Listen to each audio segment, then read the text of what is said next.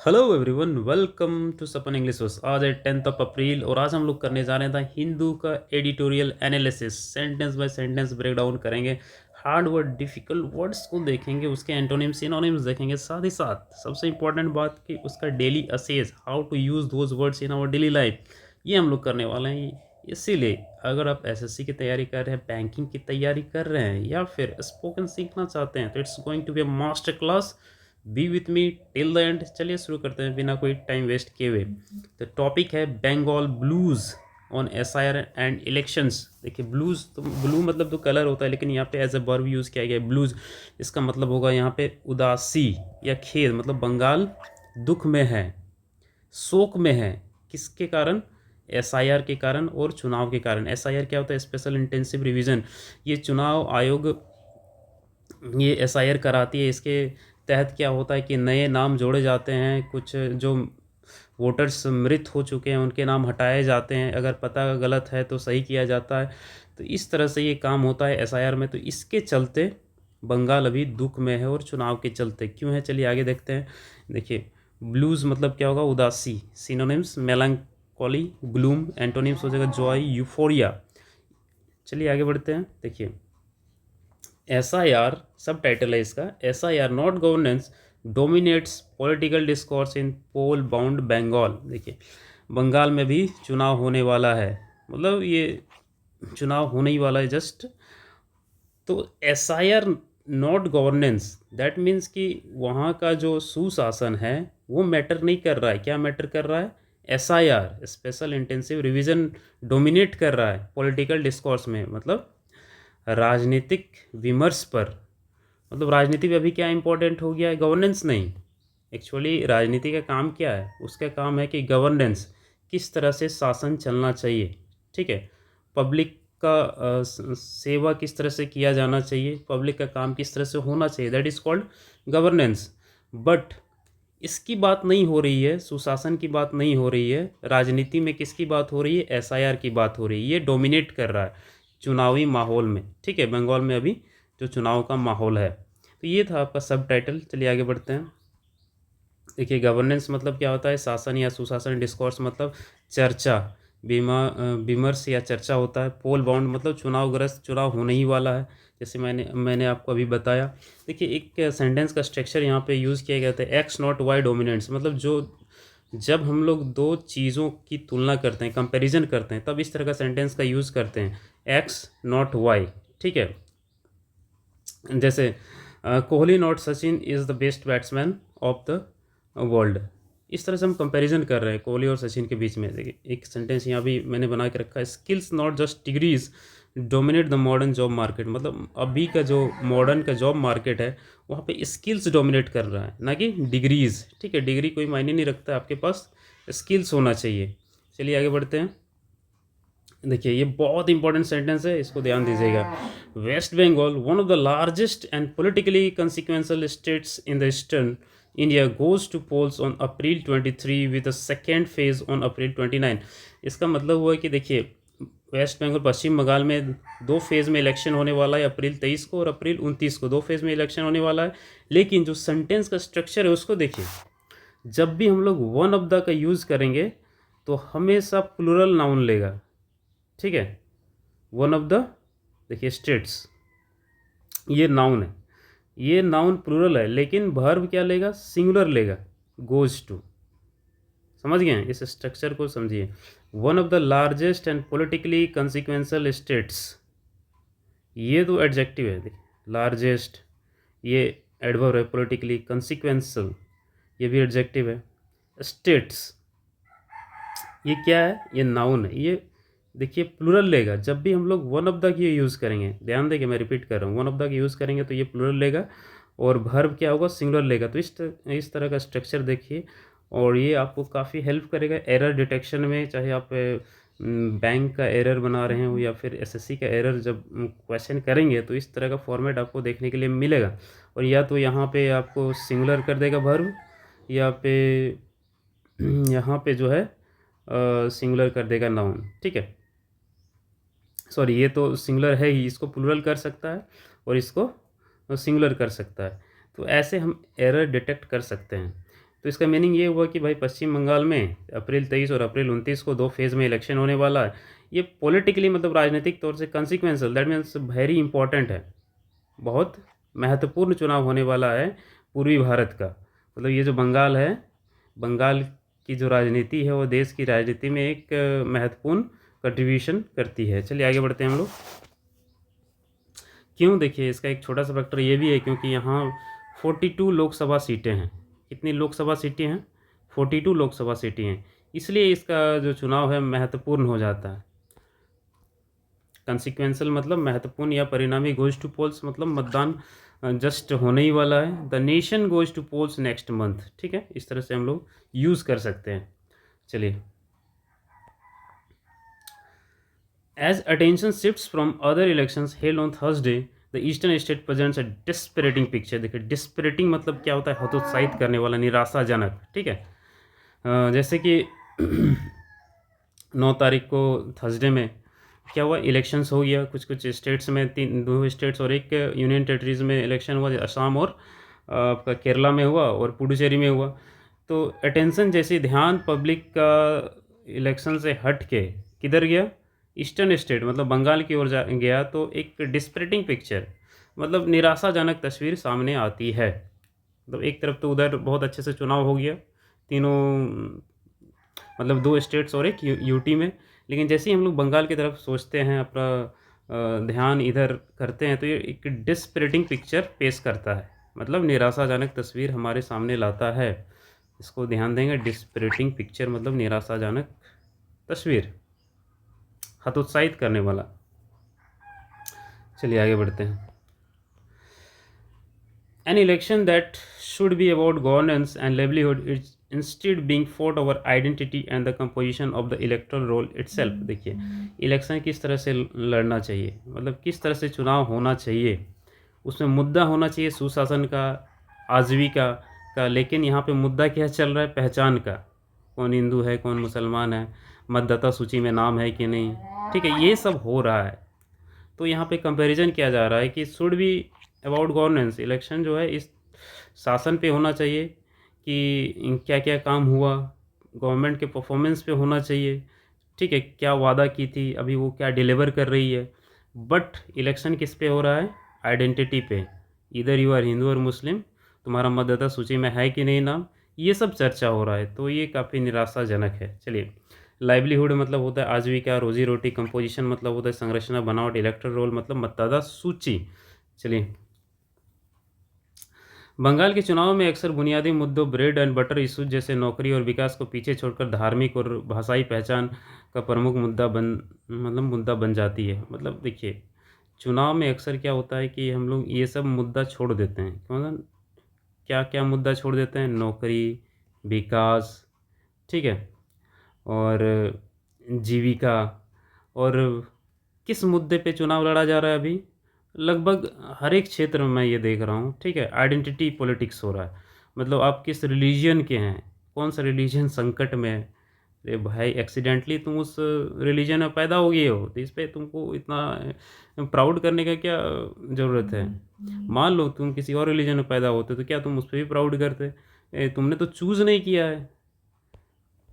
थोड़ा सा common sense होना चाहिए, रैशनली आदमी को सोचना चाहिए, क्रिटिकल थिंकिंग इज़ मस्ट। चलिए आगे बढ़ते हैं। The Trinamool Congress has been in power for 3 terms after wresting power from the left front. देखिए बंगाल का इतिहास रहा है कि 1977 से 2011 तक लेफ्ट मतलब वामपंथी विचारधारा की पार्टियों ने राज किया, 34 साल लेफ्ट फ्रंट ने राज किया। अभी लगातार 3 टर्म तृणमूल कांग्रेस शासन में है, सत्ता में है, ठीक है, वही बोला जा रहा है, the Trinamool Congress has been in power for 3 terms, 3 terms तक लगातार है। रेस्टिंग, रेस्टिंग मतलब होता है कि छीनना, ठीक है, संघर्ष करके कोई चीज़ लेना, मतलब resting power from the left front. तो तृणमूल कांग्रेस एक तरह से संघर्ष करते हुए सत्ता में आई हुई है और लगातार 3 टर्म से है। तो ये वर्ड नोट करेंगे, रेस्टिंग मतलब बलपूर्वक छीनना या झपटना। सिनोनिम्स इसका हो जाएगा सीजिंग, स्नैचिंग, एक्सट्रैक्टिंग। एंटोनिम्स हो जाएगा येल्डिंग, गिविंग, सरेंडरिंग, ठीक है। अब देख सकते हैं ये है आपका रेस्टिंग, मतलब खींचातानी चल रहा है। चलिए, प्रेजेंट परफेक्ट कंटिन्यूअस का यूज़ हुआ है हैज़ बीन, ठीक है। Has been plus verb for present perfect continuous tense है। चलिए, एक इम्पॉर्टेंट ग्रामर का रूल बता देता हूँ। जब भी प्रीपोजिशन आएगा, ठीक है, प्रीपोजिशन आएगा तो उसके बाद जेरंड आना ही है।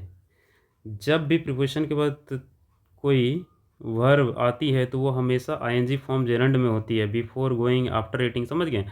अगर प्रीपोजिशन के बाद कोई वर्ब आएगा तो वो किस फॉर्म में होगा, जेरंड फॉर्म में होगा, यानी आईएनजी उसमें लगा होगा। जैसे इस सेंटेंस में देखिए, तो इस तरह से आप मतलब सेंटेंस बनाना सीख सकते हैं आफ्टर रेस्टिंग, और आप मिस्टेक्स भी नहीं करेंगे, एरर भी पकड़ पाएंगे। इसलिए दोस्तों को सजेस्ट करिए, अगर जो नए हैं वो सब्सक्राइब करिए, आप बने रहिए मेरे साथ, ठीक है। एकदम तोड़ तोड़ के पढ़ेंगे, एक एक चीज़ को देखेंगे। In a more rational world, the outcome of the 2026 assembly elections would have depended upon the performance of the Mamata Banerjee-led government over the last 15 years and how it has positioned a state that continues to occupy middling a low rank in major socio-economic indicators। देखिए, in a rational world मतलब एक hypothetical situation है, ठीक है। ये मतलब present में ऐसा कोई वर्ल्ड है नहीं। रैशनल मतलब होता है जहाँ पे लोग सब तार्किक सोच रहे हैं, लॉजिकली सोच रहे हैं। तो एक तर्क संगत दुनिया में क्या होगा, जो 2026 का विधानसभा चुनाव का परिणाम है, ठीक है, पिछले 15 वर्षों में ममता बनर्जी के नेतृत्व वाली सरकार के प्रदर्शन पर निर्भर करता। किस पर निर्भर करता कि क्या परफॉर्मेंस दी है ममता बनर्जी की सरकार ने, और इस बात पर कि उसने उस राज्य को कैसे स्थापित किया है, कि किस तरह से उस स्टेट को स्टेबलाइज किया गया है, जो प्रमुख सामाजिक आर्थिक संकेतकों के माध्यम या निम्न स्थान पर बना हुआ है, ठीक है। मतलब अगर एक रैशनल वर्ल्ड में सोचा जाए, मतलब सभी लोग तार्किक हो गए हैं, लॉजिकली सोचने लगे, तो क्या होगा कि अभी जो चुनाव हो रहा है उसका मुद्दा क्या होना चाहिए कि भाई 15 साल में सरकार ने क्या किया, राज्य किस तरह पे स्थापित हुआ है, और अन्य राज्यों की तुलना में यहाँ के प्रोग्रेस क्या हुआ है, क्या नई उद्योग लगाए गए हैं, या फिर शिक्षा में क्या विकास हुआ है। तो ये सब मुद्दा होना चाहिए था इन ए मोर रैशनल वर्ल्ड, ठीक है। समझ रहे हैं, आगे बढ़ते हैं।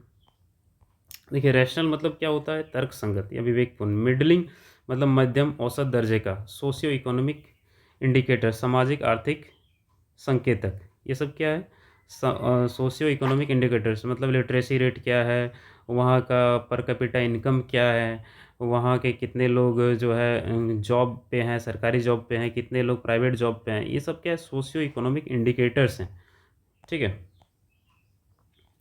देखिए, अभी जो एक सेंटेंस यूज़ किया गया है, इन ए मोर रैशनल वर्ल्ड, ठीक है, इसको ध्यान देंगे। ये क्या है, एक हाइपोथेटिकल मतलब सेंटेंस है। हाइपोथेटिकल क्या होता है, मतलब जो अनरियल है, जो वास्तव में नहीं है। अगर मैं 10th में 90% लाता, अगर मैं दिल्ली में पढ़ाई करता, ठीक है, कर रहा होता, तो उसका आउटकम क्या होता, उसका रिजल्ट क्या होता। तो वैसे सिचुएशन को हम लोग कैसे बनाते हैं कि उसका फॉर्मेशन होता है, जैसे हाइपोथेटिकल सिचुएशन ले लिए, मतलब अनरियल, जो वास्तव में नहीं है। अगर मैं दिल्ली में पढ़ाई करता बचपन से, तो उसके बाद वुड हैव प्लस वर्ब 3 का फॉर्म लगाएंगे, ठीक है। इन ए परफेक्ट वर्ल्ड, एक परफेक्ट वर्ल्ड में the train would have arrived on time, एक जो ट्रेन है वो समय पर पहुंच जाती है, ठीक है। इस तरह से हम लोग सेंटेंस का फॉर्मेशन कर सकते हैं। चलिए आगे बढ़ते हैं। Yet governance has almost never been the criterion that has determined voters' choices in the state in the recent past, and this election doesn't seem to be an exception। देखिए, बहुत अच्छा सेंटेंस है। देखिए, this election doesn't seem to be an exception, ये जो doesn't seem to be an exception as a phrase आप इसको use कर सकते हैं। मतलब ये कोई अपवाद नहीं है। जो गवर्नेंस है has almost never been the criterion that has determined voters choices, ठीक है। जो मतदाता है उसका कभी भी ये चॉइस नहीं रहा है क्या कि गवर्नेंस पे वो वोट करें। ये क्राइटेरिया, ये मापदंड रहा ही नहीं है इन द स्टेट, मतलब इंडिया की बात हो रही है, इन द रिसेंट पास्ट, हाल में जितने भी इलेक्शंस हुए। और ये भी इलेक्शन क्या है, कोई अपवाद नहीं है, ठीक है। देखिए, डेली लाइफ में हम इसको कैसे यूज़ कर सकते हैं, doesn't seem to be an exception, ठीक है। जब कोई पुरानी बुरी आदत या पैटर्न फिर से दोहराया जा रहा हो, समझ रहे हैं, फिर से दोहराया जा रहा है, तो लगता है कि अरे ये कोई अपवाद नहीं है। जैसे कोई लेट जा रहा है, he always arrives late and today doesn't seem to be an exception. वो हमेशा देर से आता है और आज का दिन कोई भी अपवाद नहीं लगता। ही ऑलवेज ड्रिंक्स, वो हमेशा शराब पीता है। And today doesn't seem to be an exception, इस तरह आप यूज़ कर सकते हैं। He always sleep early, he always sleeps early, वो हमेशा जल्दी सो जाता है। And today doesn't seem to be an exception. समझ रहे हैं बात? इस तरह से आप सेंटेंस फॉर्मेशन कर सकते हैं और इसको प्रैक्टिस करिए, ठीक है। The state, one of a dozen underwent a special intensive revision SIR process carried out by the Election Commission of India, registered drop of 91 lakh electors. देखिए ये क्या एमडेस में मैंने आपको कल बताया था, जब एडिशनल इन्फॉर्मेशन दिया जाता है यहाँ पे थोड़ा सा ठहराव रुकना है। और 12% डिक्रीज बोला जा रहा है कि जो वेस्ट बंगाल राज्य में दर्जन भर राज्यों में से एक है, मतलब 12 राज्यों में से भी एक है, मतलब दर्जन भर मान लेते, उससे कंपैरिजन करके बोल रहे हैं कि दर्जन भर राज्यों में से एक है जो भारत के चुनाव आयोग द्वारा की गई विशेष गहन संशोधन मतलब एसआईआर प्रक्रिया से गुजरे हैं।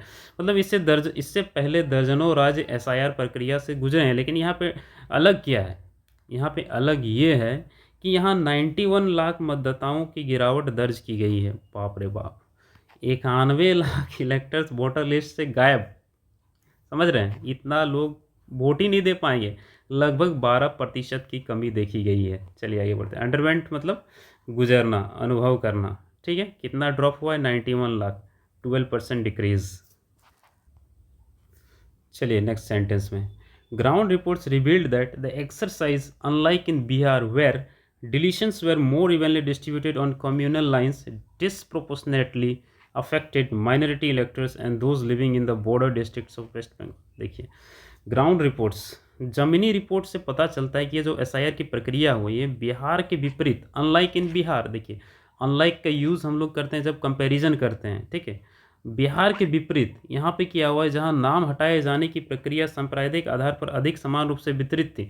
मतलब वहाँ पे इक्वली सबका नाम डिलीट हुआ था, मतलब सभी कम्युनिटी से, हिंदू मुस्लिम सिख जो भी है इक्वली। लेकिन यहाँ पे क्या है, more evenly distributed on communal lines disproportionately, और यहाँ पे असमान रूप से पश्चिम बंगाल में सीमावर्ती जिले मतलब बॉर्डर डिस्ट्रिक्ट्स में और माइनॉरिटी इलेक्टर्स जो भी माइनॉरिटी हैं, माइनॉरिटी मतलब अल्पसंख्यक मतदाताओं का अधिक नाम काटा गया है। मतलब बिहार में लगभग इवनली हुआ था कि सबका नाम कटा था, वोटर लिस्ट से हटाया गया था। बट यहाँ पे डिसप्रोपोर्शनेटली मतलब असमान रूप से, इस वर्ड को ध्यान दीजिएगा, डिसप्रोपोर्शनेटली मतलब असमान रूप से जो है अल्पसंख्यक और जो बॉर्डर में रह रहे हैं, ठीक है, वेस्ट बंगाल के, उनका नाम हटाया गया है। चलिए इस वर्ड को एकदम रट लीजिए, डिसप्रोपोर्शनेटली मतलब होता है असमान रूप से, गैर अनुपातिक ढंग से। इसका सिनोनिम्स हो गया अनइवनली, लॉप्सिडेडली, और एंटोनिम्स हो जाएगा, जस्ट डिस हटा दीजिए, एंटोनिम्स बन जाएगा इक्वली, ठीक है। ये एडवर्ब है, देखिए इसको कैसे हम लोग यूज़ करते हैं। The heavy rain disproportionately damage the mud houses in the village, ठीक है। अब बारिश, बहुत तेज़ बारिश हुई, ठीक है, मूसलाधार, तो वो क्या, उससे पक्के घरें को तो डैमेज नहीं कर पाएगी, वो किसको डैमेज करेगी? जो कच्चे घर हैं, जो मड के बने हुए, तो असमान रूप से वो डैमेज कर रही है। चलिए कम्यूनल मतलब क्या होता है? सांप्रदायिक, किसी विशेष समुदाय से संबंधित, जैसे कोई हिंदू है, कोई मुस्लिम है, कोई सिख है, they are belong to the same community. Apart from those deleted initially in the SIR enumeration process, more than 60 lakh voters were flagged having logical discrepancies in the draft roll। देखिए लॉजिकल डिस्क्रिपेंसीज क्या होता है? Discrepancies मैंने और एक आया था editorial SIR पे ही, जिसमें घेरा हुआ था जुडिशियल ऑफिशियल्स का, उसमें भी ये वर्ड यूज़ किया गया था। डिस्क्रिपेंसीज मतलब होता है कि जैसे डेटा में गड़बड़, मान लीजिए आपका उम्र 225 साल दिखाया जा रहा है, ठीक है, आपका मम्मी का उम्र 10 साल दिखाया जा रहा है, पिता का, इस तरह से ये सब जो गड़बड़ियाँ हैं उसको बोलते हैं डिस्क्रिपेंसीज। इसका मतलब क्या हुआ? Apart from this deleted initially in the SIR enumeration process. देखिए प्रारंभ में एसआईआर गणना प्रक्रिया में हटाए गए लोगों के अलावा, अपार्ट फ्रॉम मतलब उसके अलावा, इनिशियली जो हटाया गया था उसके अलावा, ड्राफ्ट रोल में 60 लाख से अधिक मतदाताओं को तार्किक विसंगतियों वाले के रूप में चिन्हित किया गया है। अब देखिए, मतलब 60 लाख लोग क्या है, उनके डेटा में ही गड़बड़ है। किसमें? ड्राफ्ट रोल में, मतलब मतदाता सूची में। समझ रहे हैं? शुरू में तो हटाया गया ही था, ठीक है, जब इन्यूमरेशन प्रोसेस चल रहा था। उसके अलावा 60 लाख वोटर्स का मतलब डेटा में ही गड़बड़ है, डिस्क्रिपेंसीज है। इन्यूमरेशन मतलब होता है गणना या सूचीकरण, ठीक है, काउंटिंग, कैलकुलेशन। डिस्क्रिपेंसीज मैंने आपको बताया, इनकन्सिस्टेंसीज, वेरिएशंस मतलब वेरिएशन है, नाम कुछ और है, एड्रेस कुछ और है, मिल ही नहीं रहा है कुछ, ठीक है, एज कुछ और है। इसका अपोजिट हो गया एग्रीमेंट, सिमिलरिटी। अब देखिए, अपार्ट फ्रॉम का यूज़ कहाँ पे हम लोग कर सकते हैं? के अलावा, को छोड़कर, in addition to, except for, ऐसे सेंटेंस में हम लोग अपार्ट फ्रॉम का यूज़ करेंगे। ये क्या, एक प्रीपोजिशन के रूप में कार्य करता है। अपार्ट फ्रॉम कैसा कार्य करेगा? एक प्रीपोजिशन की तरह मुख्य वाक्य में अतिरिक्त जानकारी जोड़ता है। जैसे हम लोग यूज़ कर सकते हैं, apart from English he also speaks fluent Bengali, apart from cricket he also plays football, apart from writing he also runs in the field, ठीक है। The entire team was present apart from the manager, उसको छोड़कर, manager को छोड़कर सभी present थे। तो ये बहुत ईजी है इसको यूज़ करना, आप यूज़ कर सकते हैं। चलिए आगे बढ़ते हैं। The supreme court which had to intervene to decide eligibility of these electors appointed judicial officers for the task। Supreme court ने क्या किया? सुप्रीम कोर्ट जिसे इन मतदाताओं की पात्रता तय करने के लिए हस्तक्षेप करना पड़ा। इंटरवीन मतलब हस्तक्षेप करना पड़ा, किसको? सुप्रीम कोर्ट को।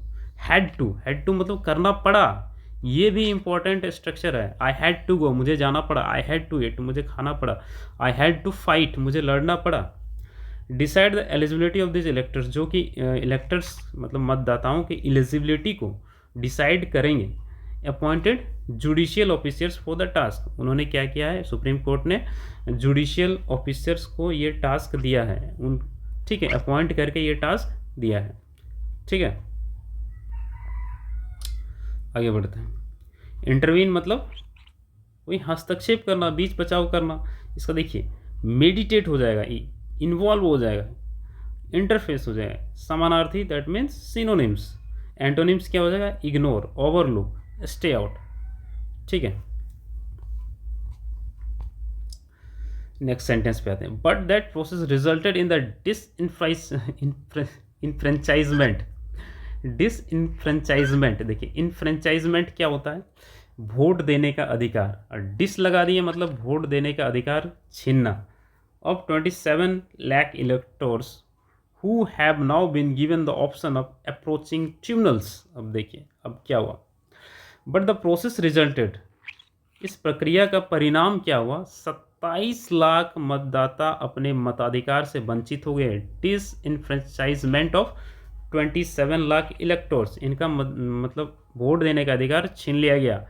अब उनके पास एक ही विकल्प है, ऑप्शन है कि वो ट्रिब्यूनल्स जाएँ, ट्रिब्यूनल्स जहाँ पे ये कंप्लेन कर सकते हैं कि मेरे साथ ये गड़बड़ हुआ है, मेरा नाम हटाया गया है, लेकिन मैं तो यहाँ का निवासी हूँ। तो ट्रिब्यूनल्स में जाएँ वो, ठीक है। ट्रिब्यूनल्स क्या होता है? एक अर्ध न्यायिक निकाय है जो सामान्य अदालतों की तुलना में नागरिकता जैसे विशिष्ट मुद्दों को तेज़ी से सुलझाने के लिए बनाए जाते हैं, ठीक है।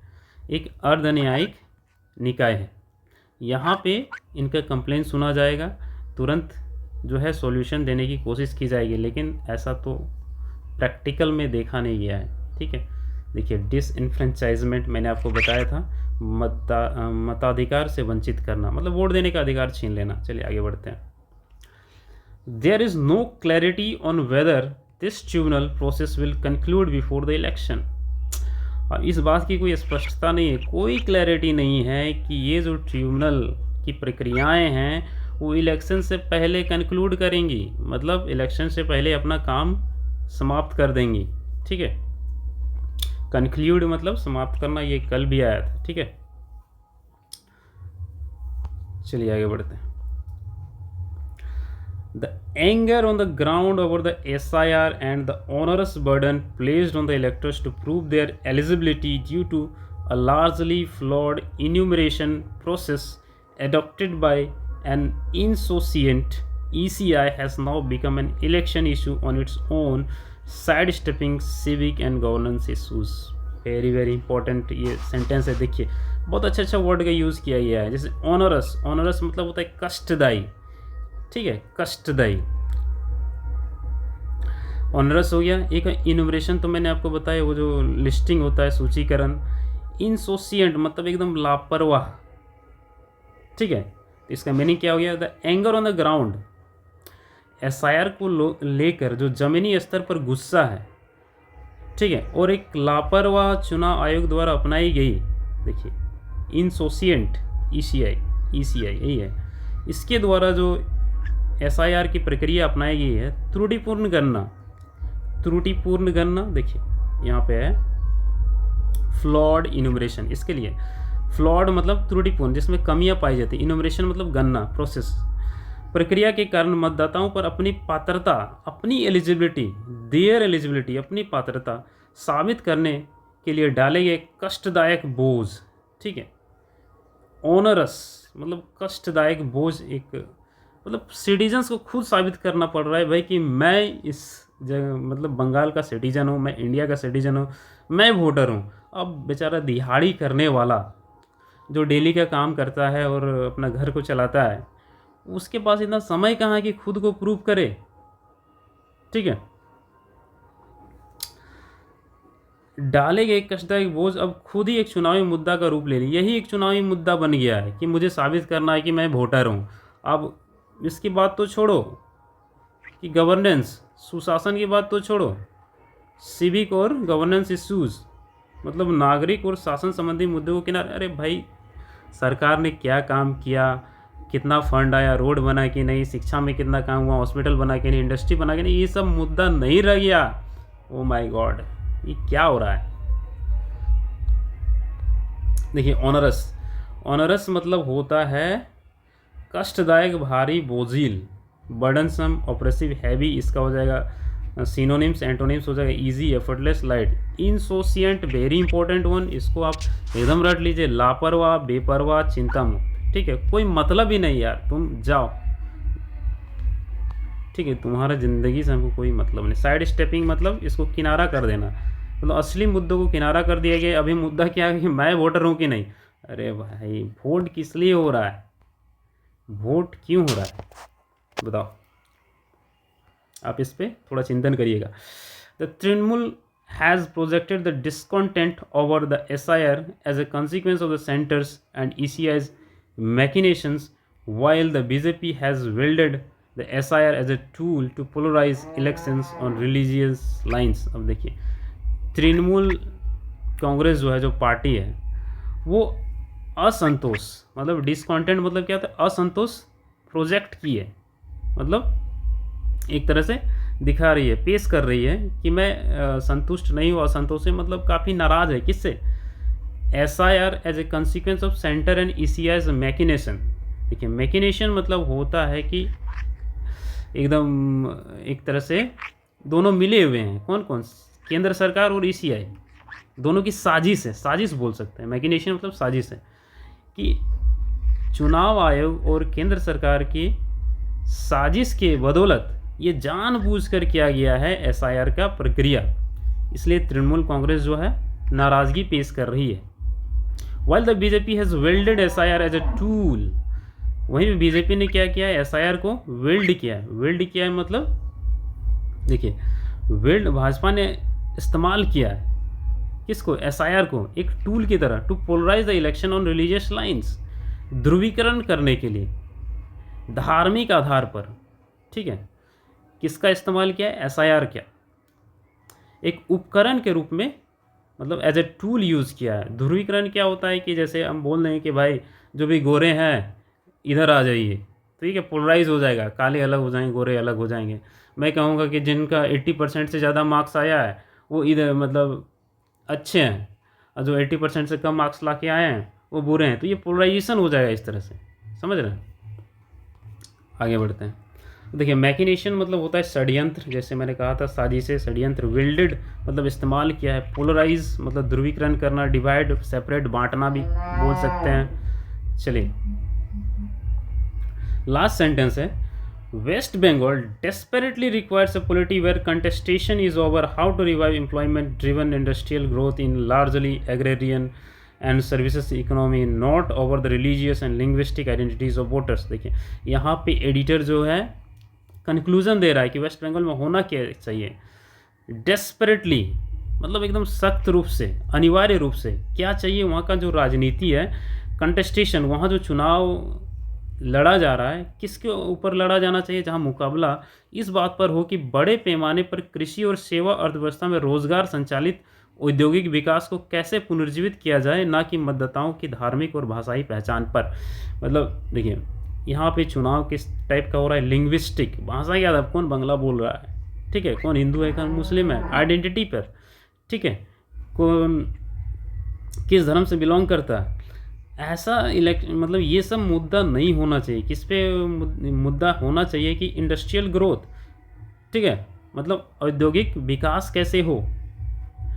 लार्जली एग्रेरियन मतलब एक तरह से ये क्या है, कृषि क्षेत्र है बंगाल, तो वहाँ पे कृषि का विकास कैसे हो बड़े पैमाने पर, ठीक है, तो ये सब मुद्दा होना चाहिए। देखिए डेस्परेटली मतलब क्या था, सख्त रूप से, बहुत अधिक। पॉलिटी मतलब तो आप जान ही रहे हैं, राजनीतिक संगठन, राज्य व्यवस्था। एग्रेरियन मतलब कृषि संबंधी, ठीक है।